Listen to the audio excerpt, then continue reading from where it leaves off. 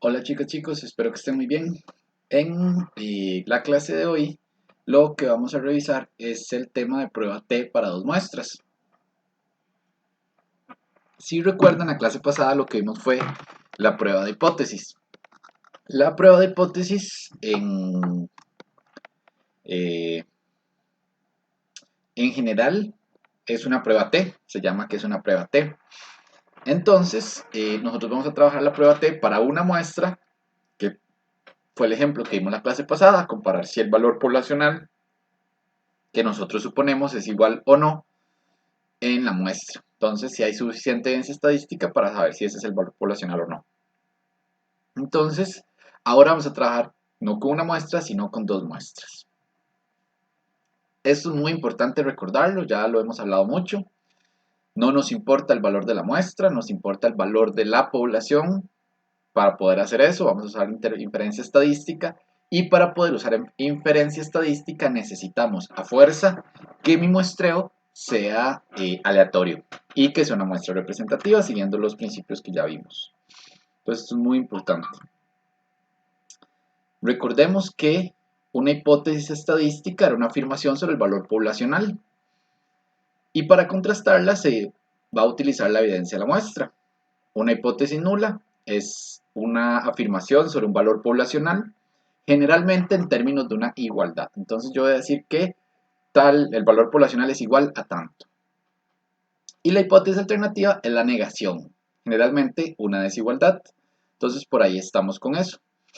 Tenemos que recordar que el valor P, o el p-value, como lo conocemos en inglés y como se le dice más comúnmente, es la probabilidad de cometer el error tipo 2, es decir, rechazar una hipótesis nula, siendo esta verdadera en la población. Esto se le conoce como probabilidad asociada también al valor P.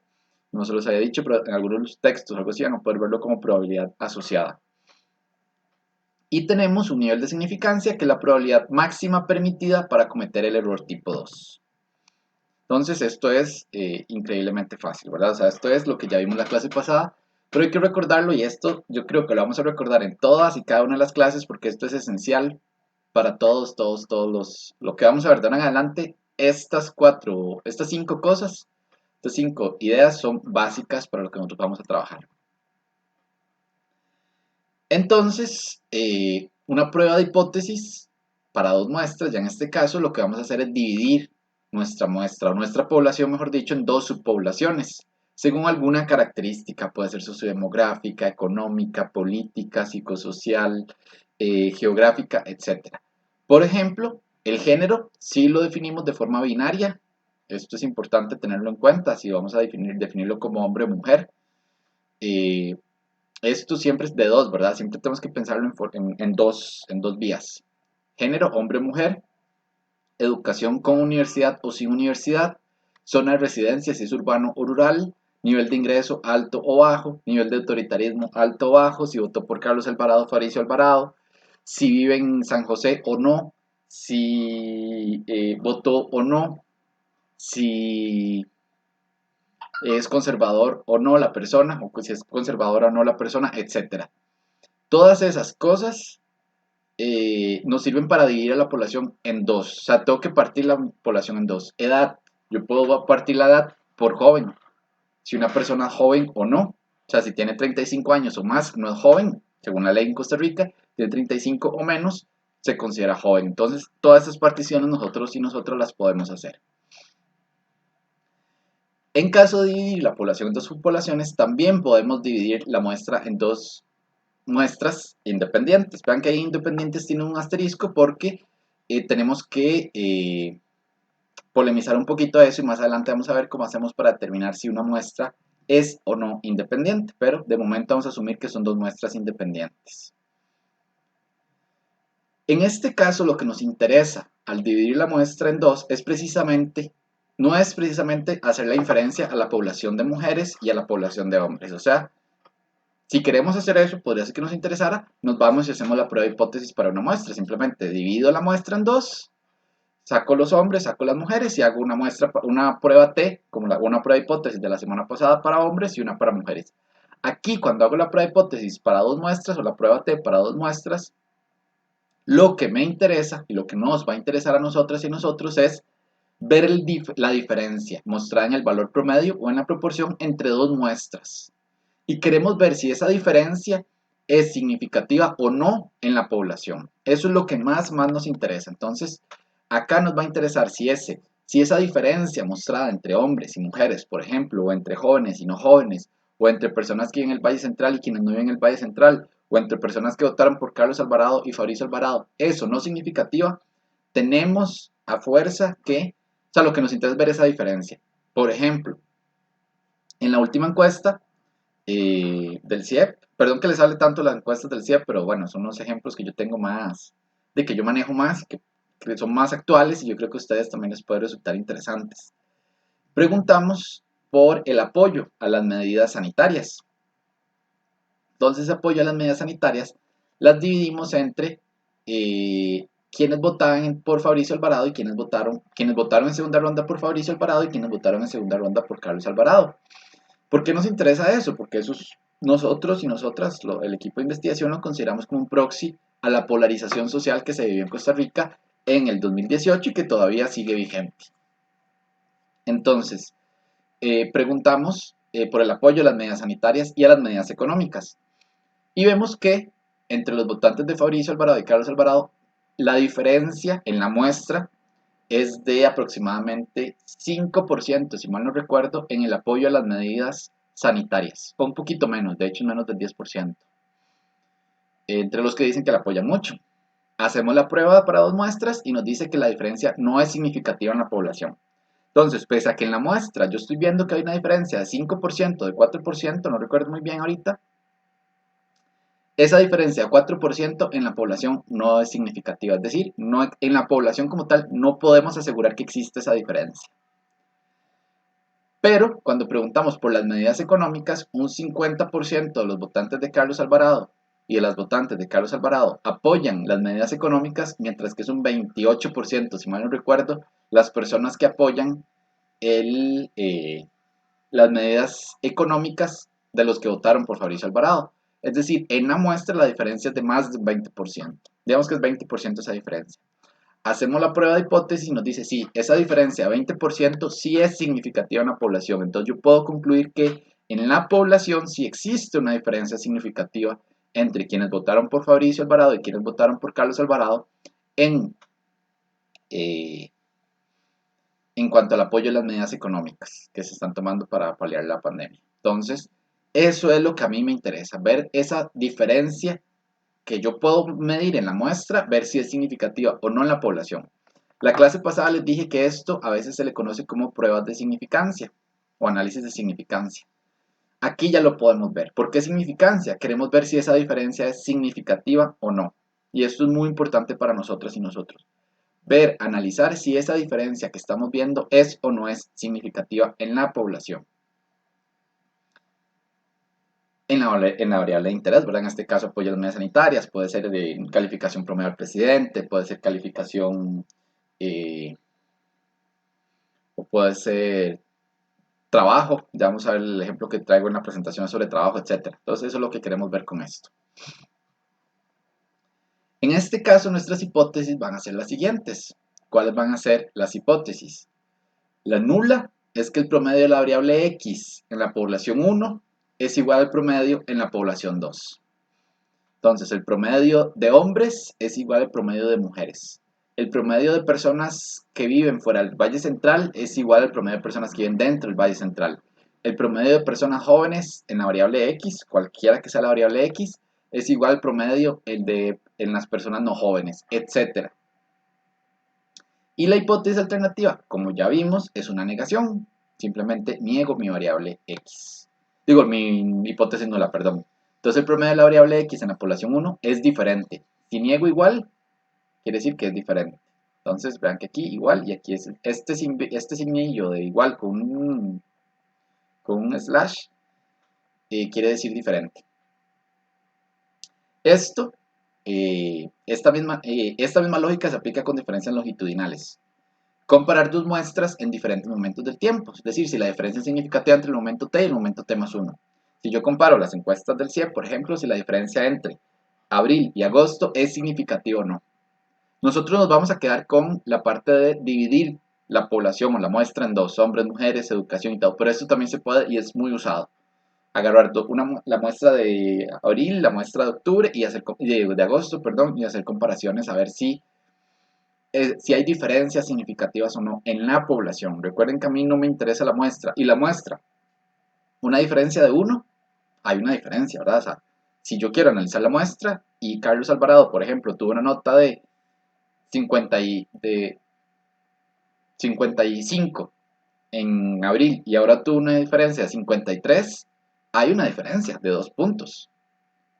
Pero esa diferencia de 2 puntos, lo que queremos ver es si esa diferencia que estoy viendo en la muestra es significativa o no en la población. Eso es una prueba de hipótesis, una prueba de significancia. Al igual que la anterior, R nos va a dar una probabilidad asociada o un p-value de cometer el error tipo 2, es decir, el p-value, sí. Por lo tanto, se hará el mismo procedimiento, establecemos las hipótesis, una nula y una alternativa, realizamos la prueba T, comparamos ese valor T con el nivel de significancia alfa, o sea, la misma lógica, o sea, hacemos exactamente lo mismo. Si el valor P es mayor o igual al nivel de significancia, no rechazo la hipótesis. No rechazo la hipótesis. Si mi valor P es menor a mi nivel de significancia o a mi alfa, sí puedo rechazar la hipótesis. Entonces, eso es la misma lógica. Concluimos estadísticamente, es decir, existe suficiente evidencia estadística o no existe suficiente evidencia estadística, y concluimos sustantivamente, que es concluir sustantivamente, explicar qué pasa. Un ejemplo de esto ya cuando lo vamos a ver en el laboratorio ya más detalladamente cuando lo hagamos en R, y o sea, es hacer lo mismo que se hizo la semana pasada, solo que ahora no vamos a tener una muestra, sino dos muestras. Ejemplos. Vean que esos ejemplos son recientes, son de hace menos de un mes. Vean que aquí tenemos los dos ejemplos. Estamos comparando una muestra, o sea, estamos dividiendo la muestra entre hombres y mujeres. Incluso esa diferencia la estoy viendo hacia atrás. O sea, estoy haciendo una comparación, lo que se llama transversal entre hombres y mujeres, es decir, en un momento de tiempo la estoy haciendo, y una comparación longitudinal, que es cuando yo comparo dos momentos de tiempo diferentes. Vean esto. La tasa de desempleo en el segundo trimestre de 2020. El segundo trimestre va entre abril, mayo y junio. ¿Sí, verdad? Sí, el primer trimestre es enero, febrero, marzo, abril, mayo, junio. Sí. Entonces vean que ya aquí, digamos, esto ya es la tasa de desempleo con todo el tema de la pandemia, ya la afectación de la pandemia. Vean esto. En hombres, el desempleo está en 20% y en mujeres está en 30.4%. Es decir, hay una diferencia en la muestra de 10.4% entre hombres y mujeres. El INEC hace la prueba de significancia y dice, sí, esta diferencia entre hombres y mujeres es estadísticamente significativa. Es decir, existe en la población una diferencia en cuanto al desempleo. O sea, el desempleo es más fuerte en las mujeres que en los hombres. Porque aquí yo puedo ver. ¿Ven? Aquí yo puedo ver que efectivamente es más fuerte. O sea, el desempleo afecta mucho más a las mujeres que a los hombres. Ahorita. Y vean otro hallazgo muy interesante. Vean que dice con una variación interanual. ¿Qué quiere decir una variación interanual? Que comparan el mismo periodo de tiempo de 2019 con el periodo de tiempo de 2020. Es decir, el segundo trimestre de 2020 con el segundo trimestre de 2019. Sí, 2019, segundo trimestre con segundo trimestre de 2020. Vean lo que dice. En el caso de los hombres, la variación fue de 10.1 puntos porcentuales. Entonces, esto de acá, de la variación en puntos porcentuales, cuando se dice PP son puntos porcentuales. Entonces, esta diferencia de acá, que estoy viendo yo acá reflejada en esto, y esta diferencia, digamos, quedémonos con esta. Quiere decir que el año pasado, a esta misma altura, abril, mayo y junio, era de 9.1 el desempleo en hombres. Entonces, hubo un aumento de 10.1 puntos porcentuales. El INEG hace esa comparación y dice, sí, esa variación o esa diferencia entre el segundo trimestre de 2019 y el segundo trimestre de 2020 es significativa. Entonces, sí hubo un aumento muy fuerte del desempleo de los hombres. Pero vean qué pasa con el desempleo de las mujeres. muchísimo más fuerte. O sea, pasó de un 15% a un 30.4%. Entonces, la diferencia entre segundo trimestre 2020 y segundo trimestre 2019 es de 15.4 puntos porcentuales. ¿Qué nos dice eso? Que existe una y el INEC hace la prueba de hipótesis y dice sí, es una diferencia significativa. ¿Qué pasa con esa diferencia significativa? Que, eh, que las mujeres también se vieron muy afectadas por el coronavirus, o sea, que hubo un aumento significativo en la población del desempleo. Comparemos esos dos valores. Entonces veamos, si decimos que hubo un aumento significativo en los hombres y un aumento significativo en las mujeres, pero vean que este aumento es diferente, ¿qué puedo decir? ¿Qué puedo concluir yo? Vean que ya hice las conclusiones estadísticas. Estadísticamente concluí que hay diferencia entre hombres y mujeres, o sea, existe suficiente evidencia estadística como para confirmar o corroborar la hipótesis nula de que los hombres, bueno, que las mujeres tienen una mayor tasa de desempleo. Perdón, estoy rechazando la hipótesis nula de que las mujeres y los hombres tienen la misma tasa de desempleo. Esa es la hipótesis nula que estoy rechazando. Ahora bien, entonces ya rechacé ¿cuál era mi hipótesis nula? Recuerden que hombres y mujeres tienen la misma tasa de desempleo, porque siempre es igualdad, ¿verdad? Empecemos por ahí, la hipótesis nula es siempre hay igualdad. Entonces, la tasa de desempleo de hombres es igual a la tasa de desempleo de mujeres. Rechazo esa hipótesis nula. ¿Por qué? Porque hay diferencia. O sea, si hay diferencia, es mayor en las mujeres que en los hombres. Entonces, mi hipótesis nula hay, existe suficiente evidencia estadística como para rechazar la hipótesis nula de que las mujeres y los hombres tienen la misma tasa de desempleo en el segundo trimestre de 2020 con un nivel de significancia del 5%. Primera hipótesis rechazada. Segunda hipótesis, el desempleo en el segundo trimestre de 2020 en hombres era igual al desempleo en hombres del segundo trimestre de 2019. Lo mismo pasa con mujeres. Rechazo la hipótesis de hombres y rechazo la hipótesis de mujeres porque vean que la diferencia sí es significativa. Ya concluí estadísticamente, me voy. Conclusión sustantiva. Dos conclusiones sustantivas muy importantes. El desempleo en Costa Rica desfavorece muchísimo más a las mujeres. Y eso ya está dicho por el Estado de la Nación, por el INAMU, por el INEC, por la ONU. O sea, en Costa Rica el desempleo es más, ataca más a las mujeres que a los hombres. Y si se aprueba la ley de jornadas flexibles, va a atacar el doble a las mujeres que a los hombres. Eso ténganlo por seguro. ¿Qué otra conclusión hay viendo esto? Que la pandemia tuvo un efecto muchísimo mayor, o no pongamos muchísimo, tuvo un efecto mayor en las mujeres que en los hombres. ¿Por qué? Vean que en los hombres la diferencia entre el año pasado y este es de 10.1, en cambio las mujeres es de 15.4. Es decir, hay un efecto muy fuerte de la pandemia sobre las mujeres. Es decir, más mujeres perdieron el trabajo por la pandemia que más hombres. Esto es un dato súper relevante. Y de ahí nosotros y nosotras podemos hacer nuestras conclusiones sustantivas, explicar la diferenciación y el patriarcado presente en las relaciones de trabajo. Y eso es súper importante que nosotras y nosotros lo tengamos claro. Eso es lo que se hablaba en la lectura de introducción a la clase sincrónica de hoy, que hablaba precisamente sobre la diferenciación entre hombres y mujeres en cuanto a los mercados de trabajo. Y veamos la tasa de subempleo. Vean que la tasa de subempleo en hombres es de 20.6 y en mujeres es de 20.5. ¿Qué dice esto? Que en la población la diferencia es de 0.1% en la muestra. ¿Es significativo eso en la población? No. Entonces, ¿cuál es mi hipótesis nula? Que la tasa de subempleo en hombres es igual a la tasa de subempleo en mujeres. ¿Rechazo esa hipótesis? No. No la rechacé, el INEC no la rechazó. Entonces, es igual. Pero vean que en los hombres la variación es de 12.8 puntos porcentuales y en las mujeres es de 6.2. ¿Qué quiere decir esto? Que comparándolo con con el segundo trimestre de 2019, el desempleo aumentó a 12.8.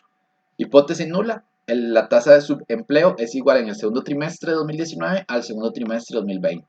¿Rechazo esa hipótesis? Sí, la rechazo. En mujeres, aumentó 6.2 la variación interanual entre el segundo trimestre de 2019 y el segundo trimestre de 2018. ¿Es esta diferencia significativa? Sí, sí es significativa. Esta línea concluye que sí es significativa. Entonces, rechazo mi hipótesis nula de igualdad. Pero ¿qué pasa? Entonces, ¿qué puedo concluir yo acá? Que ahorita, en este momento, el subempleo afecta exactamente igual a hombres que a mujeres. Pero más hombres se incorporaron al subempleo que mujeres en este tiempo. ¿Por qué? Porque los hombres pasaron del 8. Del 7.8 pasaron al 20.6, mientras que las mujeres pasaron del 14.3 al 20.5. Es decir, más hombres pasaron al subempleo que mujeres. ¿Y esto tiene explicaciones? Claro que las tiene. Entonces ya concluimos estadísticamente, nos podemos ir a hacer conclusiones sustantivas. Probablemente los hombres, por la división por género, ¿cómo es que se llama esto? Tiene un nombre en específico. La división, creo que la división sexual del trabajo, pero no es sexual del trabajo, porque no tiene que ver. No recuerdo muy bien cómo se llama esto, se me fue la palabra en específica, pero es una asignación de roles de género aplicables al trabajo. Entonces los hombres tenemos más facilidades sociales, o sea, asignadas socialmente que las mujeres para hacer ciertas cosas. Uber, por ejemplo. Por todo el tema de patrones de género que existen, ¿verdad? No es un tema, ¿cómo decirlo? O sea, es un tema social y es un tema del patriarcado presente en los mercados de trabajo, ¿verdad? Principalmente en los informales. Pero en el año pasado las mujeres estaban más afectadas en las tasas de subempleo. Entonces, eso es importante tenerlo en cuenta. Y después de este video hay una lectura que es del INAMU, un poquito vieja, de 2012, que habla precisamente sobre por qué es importante que todos nuestros análisis y por qué es importante tener indicadores con perspectiva de género. ¿Qué quiere decir tener indicadores con perspectiva de género? Hacer estas divisiones que estamos haciendo, viendo dónde hay más afectación, si en hombres o en mujeres de ciertos indicadores. Entonces ahí se los dejo para que lo lean, porque ese es un tema súper interesante y es algo que con la prueba T de 2 muestras nosotros podemos y nosotras podemos trabajar. Entonces hasta acá este video y nos vemos el miércoles para la clase sincrónica. Espero que estén muy bien.